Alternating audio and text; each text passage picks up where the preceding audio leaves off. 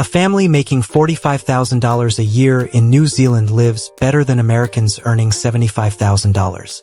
And the math behind it is going to make you question everything. Listen, I know how that sounds. Sounds impossible, right? Sounds like I'm exaggerating for clicks. But I'm about to show you government data, real family budgets, and personal stories that prove this isn't just true. It's getting worse. Real quick, if you want the unfiltered truth about traveling to and living in New Zealand, hit subscribe right now. I'm exposing the economic realities that tourism campaigns and American exceptionalism narratives definitely don't want you seeing. Now, back to why poor in New Zealand might actually mean rich in America. Here's what's happening right now. While America celebrates GDP growth, record stock markets, and economic recovery headlines, there's a different story hiding in plain sight. The 2024 OECD Better Life Index ranked New Zealand 8th in quality of life, the United States 15th. But that's just the headline. The real shock is in the numbers most economists don't want you comparing side by side. Because when you actually break down what middle class means in America versus what working class means in New Zealand, the American dream starts looking more like an expensive illusion. Let me tell you about Angela Chin. Angela's a 34-year-old registered nurse in Phoenix, Arizona. She makes $68,000 a year. By American standards, she's solidly middle class. College degree, career job, retirement savings. She did everything right. In early 2024, she flew to Wellington to visit a family friend she hadn't seen in years. A former coworker who'd moved back to New Zealand. Angela expected to see, well, let's be honest, she expected to see struggling. Because her friend Emma and her husband were making about $47,000 NZD combined. That's roughly $29,000 US. Angela thought she'd be the successful one with the impressive American salary. But when she arrived, she found herself sitting in Emma's fully paid-off 3-bedroom home in Pet One, drinking flat whites in their backyard, watching their 2 kids play on the trampoline. And Angela started doing math in her head. Emma's kids went to excellent public schools, no tuition. Emma's family had just gotten back from a 2-week holiday to Fiji. She gets 4 weeks annual leave plus public holidays. When Emma's son broke his arm last year, the hospital visit cost $0. Angela pays $1,847 a month for family health insurance back home. She has 10 days of PTO. Her son's public school has a classroom with 34 kids and aging textbooks. And Emma makes $39,000 less than her. That's when Angela told me something that stuck with me. She said, "I make more money, but I live worse. How is that possible?" Okay, let's break this down with actual data because this is where it gets wild. According to 2024 OECD data, the average American household spends $12,530 per year on healthcare costs. Insurance premiums, deductibles, co-pays, prescriptions. That's for a healthy year. The average New Zealand household's out-of-pocket cost for public healthcare? $0. But wait, it gets better. Or worse, depending on where you live. The MIT Living Wage Calculator updated for 2024 shows that a living wage for a family of 4 in Phoenix, Arizona requires $98,064 annually. For the Wellington equivalent, $85,000 NZD. That's about $52,000 US. Same lifestyle, nearly half the income requirement. Now, some economists will argue that American salaries compensate for these higher costs. That we earn more gross, so net-net it works out. But here's the problem with that logic. Americans aren't just spending more on healthcare. We're spending more on everything that should be socialized: education, childcare, emergency savings for medical disasters. The system is designed to make you feel middle class while keeping you one layoff, one medical emergency, one car accident away from financial ruin. In New Zealand, that safety net actually exists. But here's where it gets really weird. You've heard about New Zealand's housing crisis, right? Auckland's insane prices, young people locked out of home ownership. So how is home ownership actually more achievable there than in America's major cities? Check this out. Stats NZ released 2024 data showing a 64.5% home ownership rate in New Zealand. The U.S. Census Bureau shows 65.7% in America. Nearly identical, right? Wrong. Because those numbers hide the real story. The median home price-to-income ratio in New Zealand has actually improved, down to 8.2 times annual income from over 10 times a few years ago. In America's desirable metros, we're talking 8 to 13 times income in places like San Diego, San Francisco, Austin, Denver. But here's the real difference. New Zealand has the KiwiSaver system, mandatory retirement savings that doubles as a first home deposit fund. They have the first home grant. Government gives you up to $10,000 NZD for your deposit. They have the first home loan program, lets you buy with just 10% down, government backs the risk. What's the American equivalent? You save for years. You probably need 20% down to avoid PMI. You're competing with investors paying cash. Good luck. Let me show you a real comparison. A 2-bedroom apartment in Wellington, decent suburb, not luxury, runs about $550,000 NZD. That's roughly $335,000 US dollars.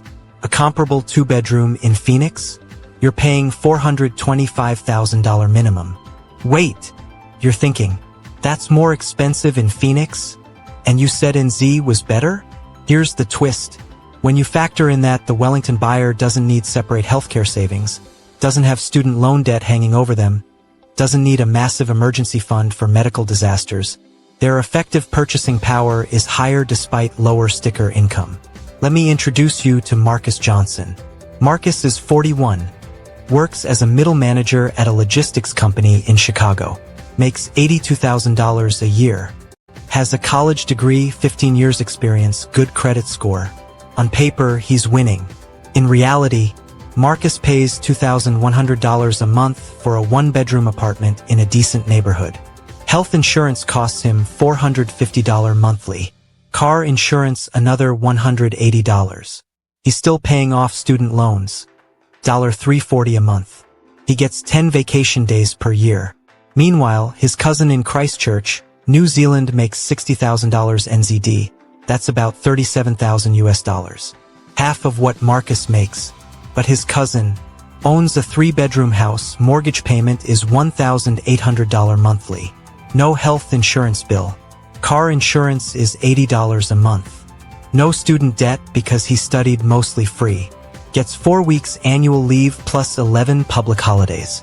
Marcus told me something that haunts me. He said, I did everything right. College, career, savings. I followed the American dream step by step. So why am I barely surviving while my cousin, who makes half what I make, is living better? That's the question, isn't it? Marcus is flying to Christchurch next month. Not for a vacation. To see if the grass is actually greener.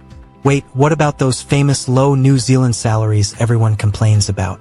Let me show you the math that changes everything. Okay, let's take an American family making $75,000 and a New Zealand family making the equivalent of $47,000 US dollars. American families' invisible costs. Healthcare, $12,530. Childcare, $14,000. Student loan payments, $5,400. Higher effective taxes, $11,250. Emergency medical savings fund, $3,000. Total invisible costs, $46,180. New Zealand families' actual costs. Healthcare, $0. Childcare, subsidized $6,500. Student loans, $0. Interest-free government loans. Taxes, $8,900.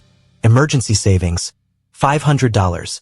Total costs, $15,900.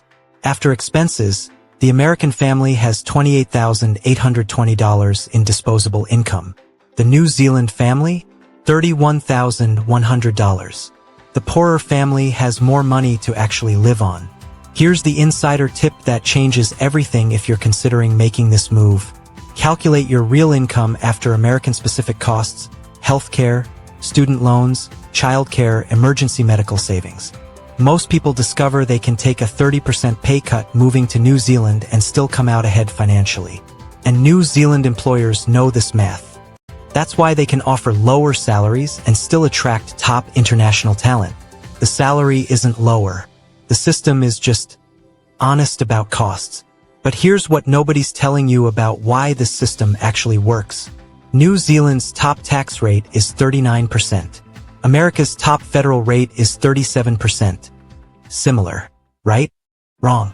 Because in New Zealand, that tax rate funds universal health care, subsidized childcare, interest-free student loans, paid parental leave, strong public education. In America, we have lower base taxes, but then we pay insurance companies $12,000 a year. We pay student loans with 6% interest. We pay $14,000 for childcare. We pay to private corporations. It's still taxation. It's just taxation with a profit margin added on top. Follow the money with me here. Average American pays $12,000 in healthcare costs plus $2,000 in additional education costs. That's $14,000 going to private companies. Average Kiwi pays about $4,000 extra in taxes compared to Americans for the same services. Would you rather pay insurance companies who profit from denying claims? Or pay taxes where at least everyone's covered? Here's the uncomfortable truth. The American system is more expensive. It just hides the bill across multiple invoices. And if current trends continue, healthcare costs rising 6% annually, childcare up 4% yearly, housing costs accelerating by 2030, the gap between poor in New Zealand and middle class in America gets even wider. Now here's the part that'll make some Americans defensive. Let's talk about quality of life beyond just money. Stats NZ and the U.S. Bureau of Labor released 2024 data. Average work week in New Zealand, 38.4 hours. Average work week in America, 41.5 hours. Minimum paid leave in NZ, 4 weeks plus 11 public holidays equals 31 days off. Average American worker, 10 vacation days plus 7 holidays equals 17 days off. Paid parental leave in NZ, 26 weeks. Federally mandated paid leave in America, 0 weeks. Life expectancy in New Zealand, 82.5 years. Life expectancy in America, 78.9 years. 2024 World Happiness Index. New Zealand ranks 10th. America ranks 23rd. These aren't just statistics. This is your actual life, your actual hours, your actual stress levels, your actual time with your kids. When Emma in Wellington takes her 4 weeks leave, she's not worried about getting fired. It's the law. When Marcus in Chicago takes his 10 days, he's checking emails on the beach, terrified of falling behind. So why don't more Americans know this? Because we've been sold a narrative. American exceptionalism, the greatest country on earth, land of opportunity. And listen, by some measures, America absolutely is exceptional. Highest GDP, most powerful military, capital of innovation, home to more billionaires than any nation. But here's my question. When was the last time your GDP helped you afford insulin? Let me present both sides fairly, because this isn't black and white. Pro-America argument. Higher ceilings for success. If you're talented and lucky, you can become extraordinarily wealthy here. We're the innovation capital of the world. More opportunities for entrepreneurship. Highest salaries for top performers in tech, finance, medicine. Pro-New Zealand argument. Higher floors for everyone. Nobody goes bankrupt from cancer. Nobody loses their home because they got laid off and couldn't afford Cobra. Actual work-life balance. Kids get educated without generational debt. Here's what the data actually shows.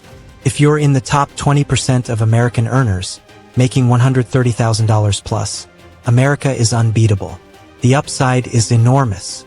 If you're in the other 80%, the math says you'd objectively have better quality of life, less stress, more security, and possibly even more disposable income in New Zealand.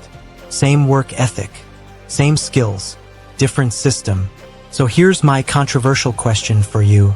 Is it better to live in a country where you might become a millionaire, but you'll probably stay stressed, overworked, and one medical emergency from broke? Or is it better to live in a country where you'll never be ultra-rich, but you'll never be destroyed by medical debt, your kids will never drown in student loans, and you'll actually have time to watch them grow up? There's no right answer, but there is an honest answer. Drop your take in the comments below. And I want to hear from both sides. Americans defending the dream and expats who left and never looked back. The most thought-provoking response gets featured in next week's video, whether I agree with you or not. Because speaking of controversial, next week I'm breaking down why New Zealand is rejecting rich American immigrants at record rates. Even the ones with money, skills, and clean backgrounds. The real reason. It'll shock you. Hit subscribe if you want the unfiltered truth about New Zealand that tourism campaigns won't tell you.